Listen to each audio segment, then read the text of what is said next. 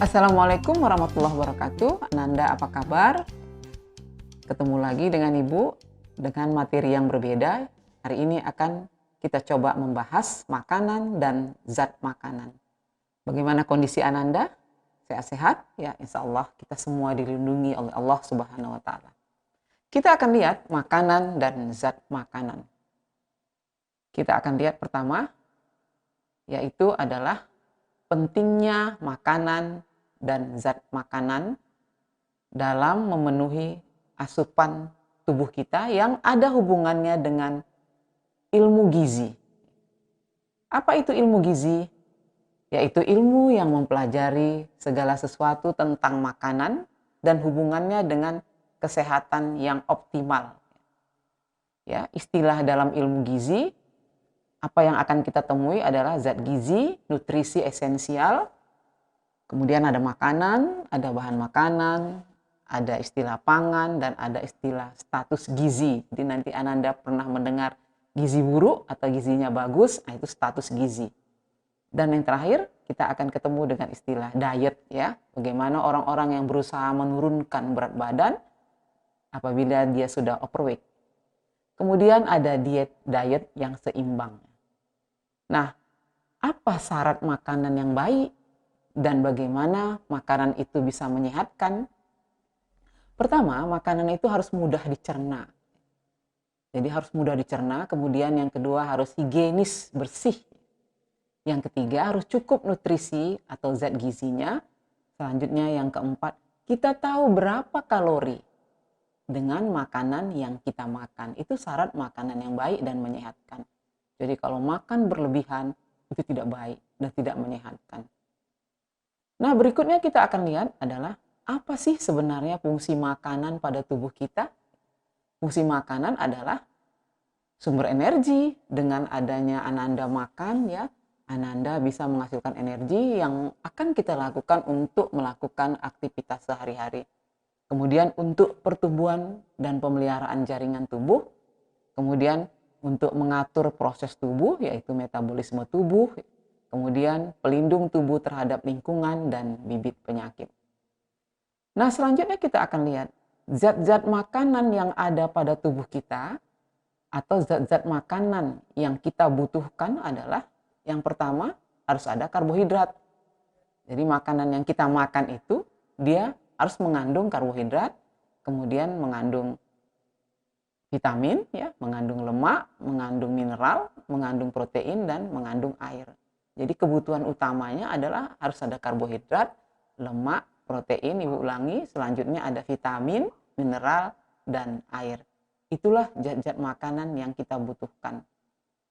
Karbohidrat. Karbohidrat itu atau kita katakan, kita sering sebut dengan hidrat arang, adalah senyawa organik yang mengandung unsur karbon C.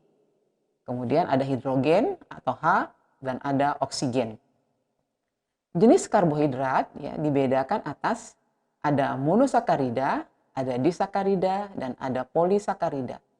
Monosakarida dibedakan ada glukosa, ada fruktosa, ada galaktosa, dan disakarida dibedakan menjadi maltosa, laktosa, sukrosa. Kemudian polisakarida akan dibedakan menjadi glikogen, amilum, dan selulosa. Kita akan lihat bahan makanan sumber karbohidrat adalah terdapat pada makanan utama biasanya.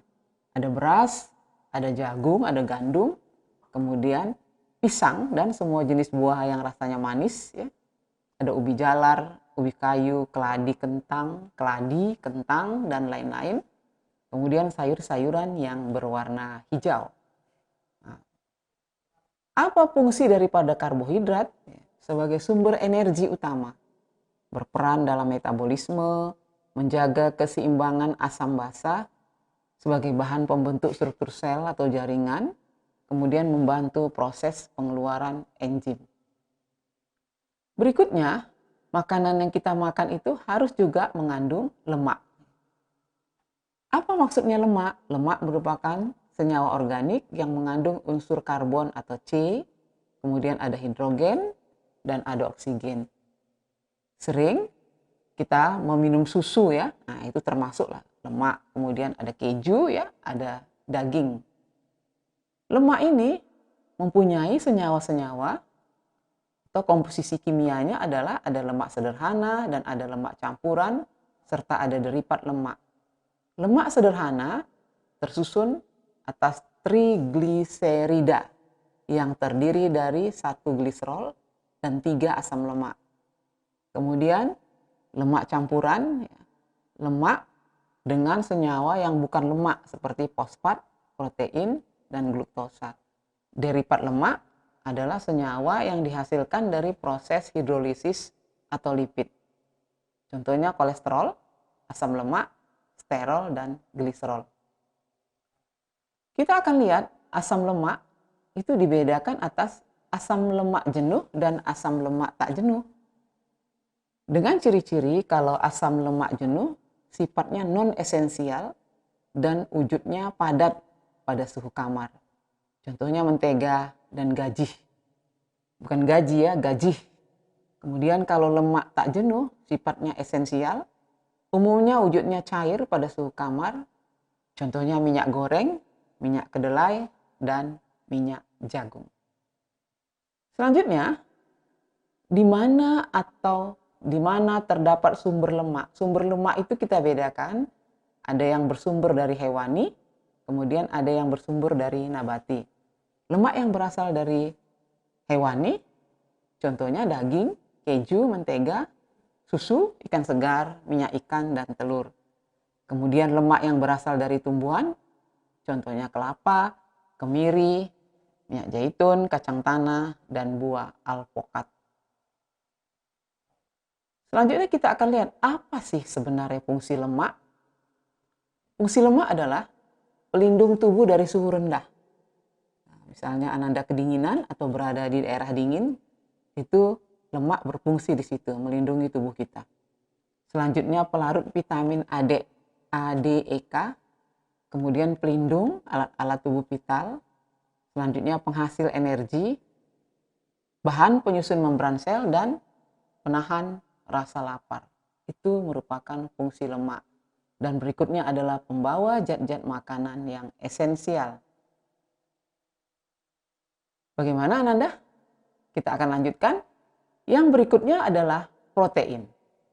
Protein merupakan senyawa organik kompleks yang tersusun atas karbon atau C, hidrogen, oksigen, nitrogen, kadang-kadang juga ada unsur belerang atau fosfornya. Nah, kita akan lihat ya, contoh protein paling gampang ditemukan pada telur, kemudian pada ikan, ada juga pada kacang-kacangan. Protein terdiri dari asam amino yang esensial dan asam amino yang non-esensial. Kalau dia asam amino esensial, yaitu asam amino yang tidak dapat disintesis dalam tubuh manusia. Sedangkan asam amino yang dapat disintesis dalam tubuh namanya asam amino non-esensial. Di mana terdapat protein? Ada dua juga ya, protein nabati sumbernya adalah protein hewani. Kalau nabati dia berasal dari tumbuh-tumbuhan, misalnya kacang-kacangan, ya, hasil pengolahan tahu, tempe, kemudian sereal, itu misalnya padi dan gandum. Kalau hewani dia berasal dari hewan, contohnya daging sapi, ya, kemudian kambing atau daging kerbau, kemudian ikan, daging unggas, susu, kerang, dan keju. Apa fungsi protein? Sebagai sumber energi, kemudian menghasilkan jaringan baru, mengatur keseimbangan air, selanjutnya memelihara kenetralan tubuh, dan berikutnya mengangkut zat-zat gizi, dan terakhir pembentukan zat antibodi untuk melawan infeksi bibit penyakit. Berikutnya, bahan pokok yang berikutnya adalah, unsur berikutnya adalah vitamin. Vitamin ini merupakan substansi yang diperlukan untuk kehidupan dengan komposisi terdiri atas gugus, vitamin, Kemudian vitamin dibedakan, vitamin yang larut dalam air dan vitamin yang larut dalam lemak. Nah, kita lihat yang larut dalam air adalah vitamin B dan C. Yang larut dalam lemak adalah vitamin AD tadi, A, D, E, dan K. Vitamin mempunyai ciri-ciri substansinya organik yang tidak dapat disintesis oleh tubuh, diperlukan untuk pertumbuhan dan pemeliharaan kehidupan dan berfungsi sebagai pengatur. Ini dia vitamin.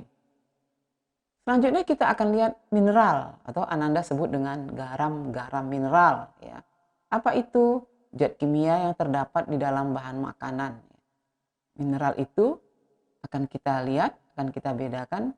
Ada unsurnya makroelemen dan ada mikroelemen.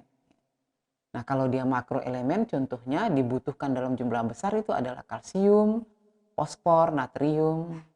Kemudian kalau mikroelemen dalam jumlah kecil contohnya iodium, tembaga, dan seng. Kemudian selanjutnya, apa fungsi mineral? Mineral berfungsi untuk keseimbangan asam dan basa, menjaga keseimbangan ion-ion dalam cairan tubuh, dan sebagai kofaktor aktivitas enzim-enzim. Mineral. Selanjutnya, komponen hormon dan enzim. Selanjutnya, fungsinya membantu mentransfer zat melalui membran sel dan sebagai penyusun jaringan. Yang berikutnya adalah air. Air adalah senyawa yang sangat penting bagi tubuh. Air akan kita bedakan air yang secara langsung dari air minum, air tidak langsung adalah dari bahan makanan, misalnya dari buah-buahan dan dari sayuran. Fungsi air adalah pelarut dan pengangkut, sebagai katalisator, sebagai pelumas, sebagai pengatur, dan sebagai pelindung, serta sebagai pembangun. Selain dari 6 zat tersebut, pada makanan juga harus kita waspadai adalah yang dinamakan dengan zat aditif. Zat aditif pada makanan adalah bagaimana supaya bahan makanan itu diolah mempunyai rasa yang enak sehingga bahan yang ditambahkan dicampurkan pada proses pengolahan makanan. Zat aditif berdasarkan sumber asalnya kita bisa bedakan ada aditif alamiah dan aditif sintesis. Aditif berdasarkan tujuannya, dia bisa digunakan sebagai pewarna, dia sebagai pengawet, sebagai penyedap, untuk anti kerak, sebagai pemantap, pengembang adonan, pejernih larutan, dan penguat cita rasa. Ini berdasarkan tujuannya. Berapa kebutuhan energi yang kita perlukan? Yaitu energi yang diperlukan oleh tubuh dalam kondisi istirahat total. Itu kebutuhan energi. Rumus yang digunakan untuk menghitung kebutuhan energi pada manusia adalah BMR atau basal metabolic rate. BMR untuk pria dan wanita yang berusia 50 tahun ke bawah, yaitu BMR untuk pria itu adalah 1,0 dikali berat badan kali 24, untuk wanita 0,9 kali berat badan dikali 24. BMR untuk pria dan wanita yang berusia di atas 50 tahun adalah kalau pria 0,9 kali berat badan kali 24, kalau wanita 0,8 kali berat badan kali 24. Kemudian kita akan lihat keseimbangan energi. Keseimbangan energi dapat ditentukan oleh berat badan ideal atau indeks massa tubuh IMT atau body mass index BMI. Jadi berat badan ideal itu merupakan rumus standar Broca, yaitu di mana berat badan ideal adalah tinggi badan dikurang 100 kurang 10%. Jadi tinggi badan kurang 100.